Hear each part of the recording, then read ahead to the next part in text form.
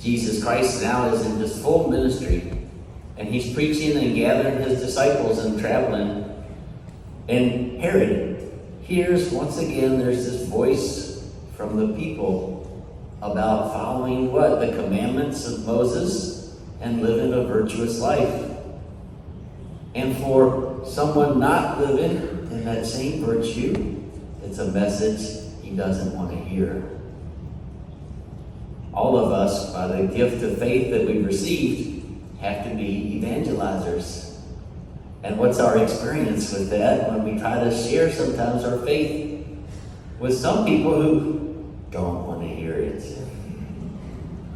Are we to summarize that they're living an unvirtuous life? We could. It's not going to be helpful.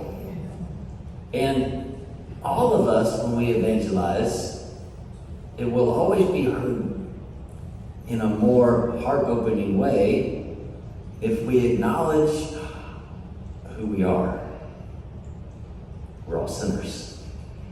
We all fall short in some way or other. We all have our weaknesses. And that's why the theme that's been running the last 3 weeks about humility is so important. But it's still important that we what? We share what's good. That we start there, that we share what's good about life. And we notice that Herod is still what? He's drawn to this message of being good, holy, and connected to God in a spiritual life.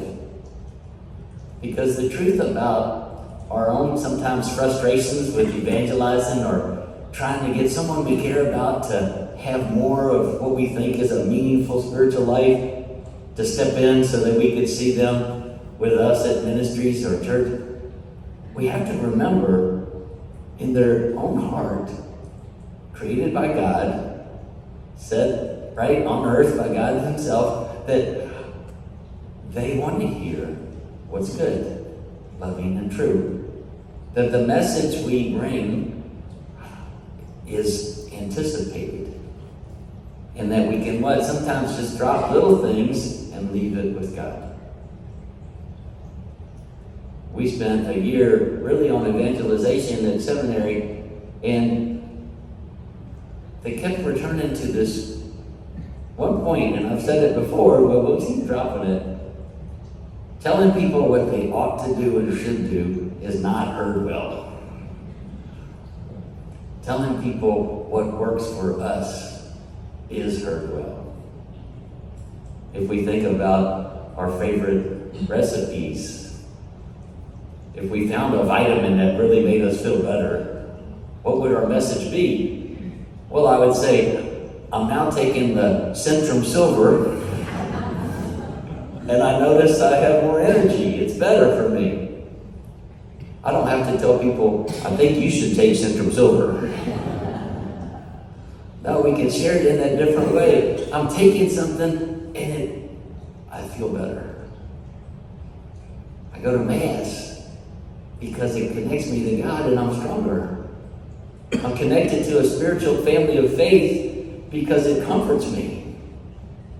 And let the young people and the old people in our lives hear that and let it marinate.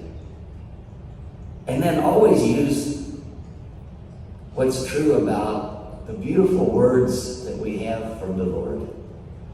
The beautiful words in the gospel can always be creatively used to attract others. This morning I was speaking with the kindergartners, and when I read about Herod the Tetrarch, right, we had to stop there. Because they were pretty much convinced a tetrarch was a dinosaur. Right? But we shouldn't fight that, right? Then jump into it. Well, is God talking about dinosaurs? Well, sort of. Herod is stuck in a way that's going to make him extinct if he doesn't find love, right? If he doesn't find life, which is love, then Herod will be a dinosaur. All of us are called to not just receive the gift today of being together at Mass, this beautiful time, to receive communion and love, the love of God, coming to Him Himself. We're not called just to receive that and not do something with it. that we receive what we enjoy and treasure today, and we share it. And we share it in ways that are hopefully what happens this afternoon, a drop of rain at a time.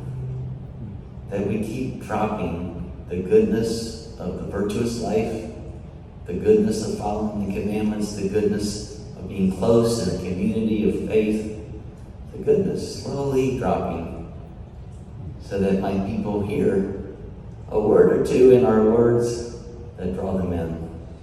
Amen.